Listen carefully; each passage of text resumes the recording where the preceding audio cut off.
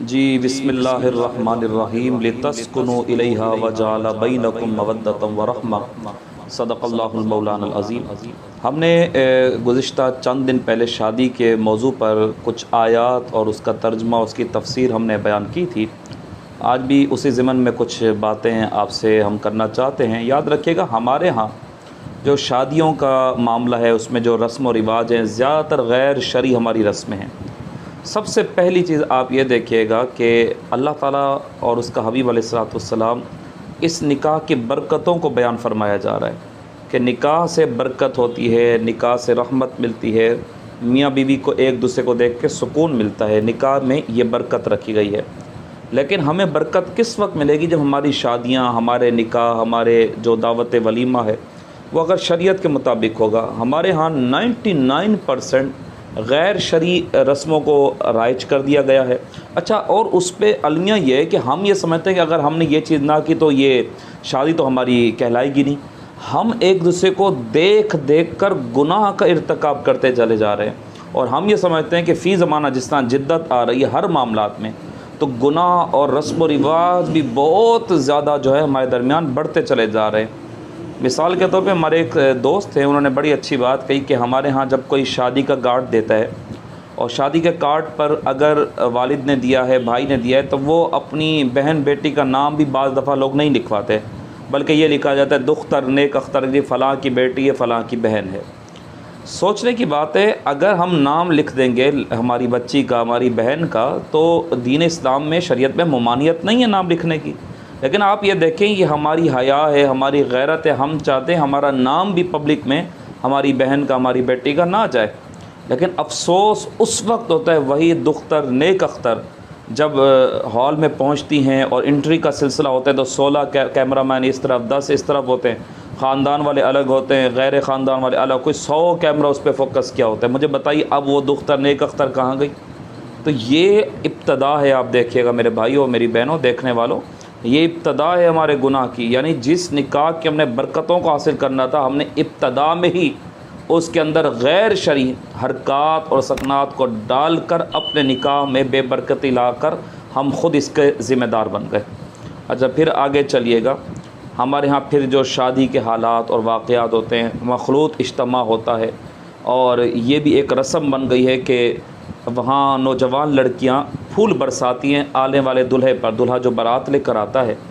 اب آپ مجھے بتائیے، دلہے کے ساتھ کیا بزرگ لوگ ہوتے ہیں؟ لازمی طور پہ نوجوان ہوتے ہیں، بھنگڑے ڈال رہے ہیں جی، ڈھول تماشے سب چل رہے ہیں، تو وہاں نوجوان لڑکیاں پھول ڈال رہی تھیں۔ آپ کو پتہ ہے یہ یہودیوں کی اور عیسائیوں کی رسم میں نوجوان لڑکیاں لڑکوں پہ پھول پھینکیں؟ اس دور میں جہاں آنکھ کے گناہ کو بچانا ہے، ہم نے ہاتھ کو اپنے گناہ سے بچانا ہے، کیا آپ نہیں سمجھتے ہوں گے جب وہ نوجوان، ہماری بچیاں، ہماری بہنیں جب پھول ڈالتی ہوں گی، وہ تو دلہے پہ ڈال رہی ہیں، تو کیا 20 نگاہیں ان کے جسم پر، ان کے کپڑوں پر نہیں ٹکراتی ہوں گی؟ میرے جملے سخت ضرور ہیں سننے والوں، لیکن یہ حقیقت ہے، آپ اس حقیقت سے منہ نہیں موڑ سکتے۔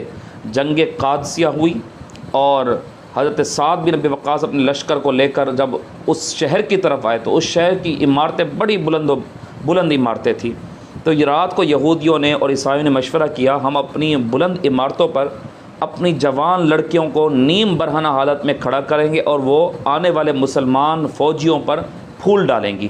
تو یہ رسم وہاں سے شروع ہوئی۔ سعد بن ابی وقاص نے جب بلند عمارتوں کو دیکھا اور ارادہ دیکھ لیا کہ یہودی اور عیسائی یہ چاہتے ہیں، آپ نے مڑ کر اسلام کے لشکر کو کہا، کیا تم نے رب کا قرآن پڑھا ہے؟ مسلمانوں نے کہا جی امیر، ہم نے رب کا قرآن پڑھا ہے۔ کہا پھر رب کا قرآن یہ کہتا ہے، اے مردو اپنی نگاہوں کو نیچے کرتے ہوئے سفر اختیار کرو، اب کسی کو نگاہ نہیں اٹھانی۔ 10,000 کا لشکر گزر گیا، یہاں تک کہ کسی ایک بھی مسلمان لشکری نے آسمان کی طرف، ان بلندیوں کی طرف نہ دیکھا جہاں سے نوجوان لڑکیاں ان پہ پھول پھینک رہی تھیں۔ جب یہ لشکر گزر گیا تو ان یہودیوں اور عیسائیوں کی عورتوں نے برتن زمین پہ پٹخ دیے اور ان سے کہا تم سے تو لاکھ درجے مسلمان اچھے ہیں، تم اپنے مفاد کے لیے ہمارے جسموں کو ننگا کر دیتے ہو، لیکن یہ مسلمان کیسے ہیں؟ انہوں نے ہماری طرف نظر اٹھا کر بھی نہ دیکھا۔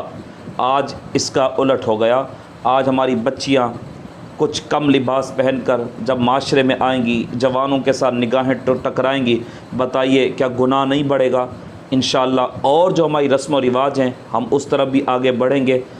جب جب یہ ٹاپک آتے جائیں گے یاد رکھیے گا یہ دور اتنا مشکل چل رہا ہے، جب ہم کسی کی اصلاح کی کوشش کرتے ہیں تو نہ چاہتے بھی سخت الفاظ استعمال کرنے پڑتے ہیں۔ یہ وقت کی ضرورت اور مجبوری بن چکے، اس لیے کہ اگر ہم یہ سخت لفظ استعمال نہ کریں تو ہمارے لوگ سمجھتے ہیں کیا اچھا یہ بھی دین کا حصہ ہے، یعنی اتنے وہ بھولے بن جاتے ہیں جب ان کو اصلاح کرتے ہیں یا قرآن اور حدیث بتاتے ہیں تو وہ یوں کر کے بیٹھتے ہیں اچھا یہ بھی دین کا حصہ ہے۔